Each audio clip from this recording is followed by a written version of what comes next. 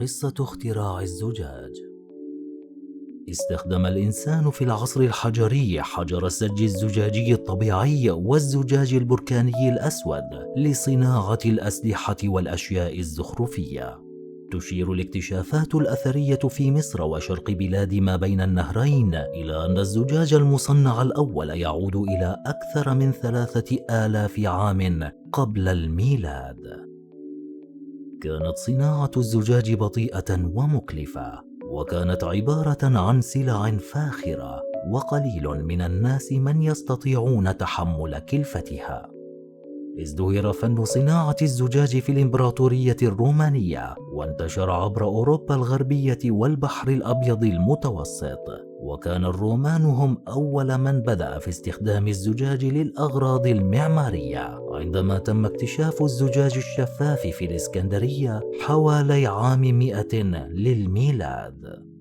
إن اكتشاف تقنية نفخ الزجاج الجديدة في نهاية القرن الأول كان حدثاً ثورياً في تاريخ صناعة الزجاج. نسب هذا الاختراع إلى الحرفيين السوريين.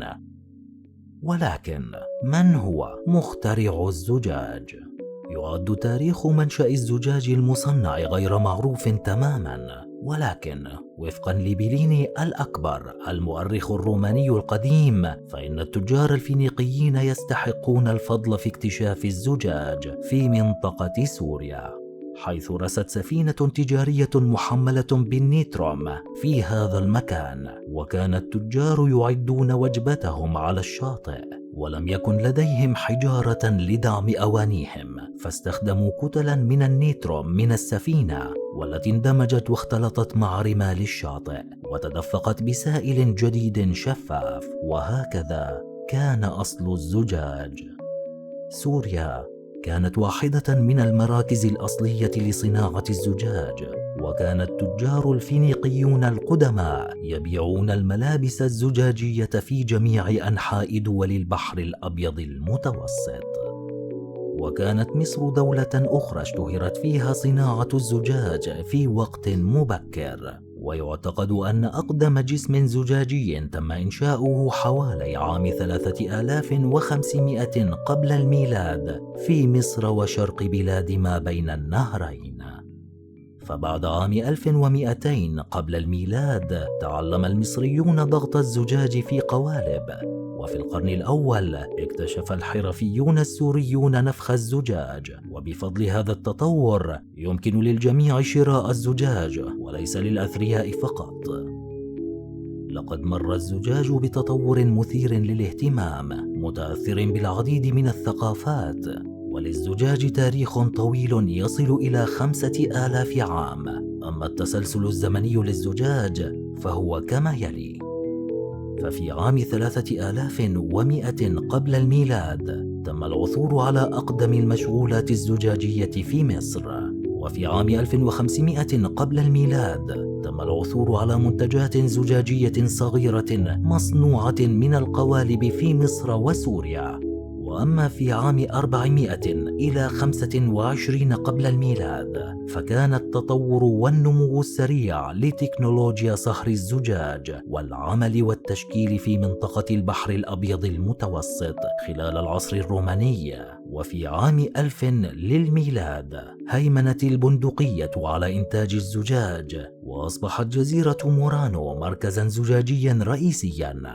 وعام 1330 للميلاد أنتج صانع زجاج فرنسي زجاج التاج في فرنسا. وفي العام 1590 للميلاد تم تطوير التلسكوب الزجاجي والعدسات المجهرية في نيذرلاندز.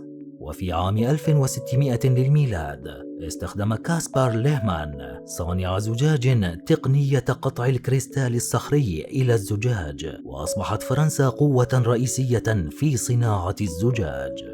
وفي العام 1676 في لندن سجل صانع الزجاج الإنجليزي جورج رافنسكروفت براءة اختراع في تركيبة للزجاج الرصاصي والزجاج الثقيل والصافي. وأما في عام 1765 للميلاد بدأ إنتاج الزجاج البلوري، وكان حقبة جديدة في صناعة الزجاج.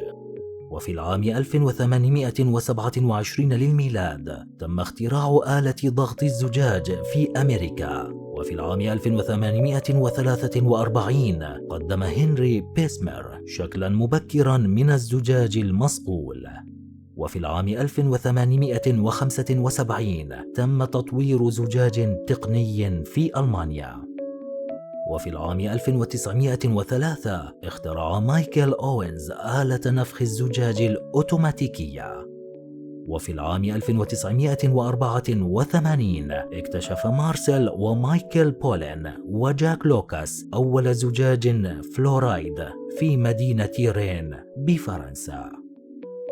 أعزائنا المتابعين، كانت هذه جولة عامة حول تاريخ صناعة الزجاج وتطوره عبر السنين.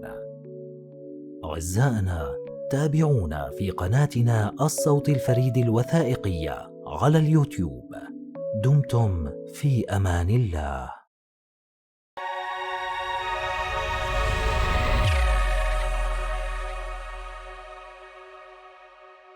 الصوت الفريد، عندما ينسج الصوت معنى الحرف.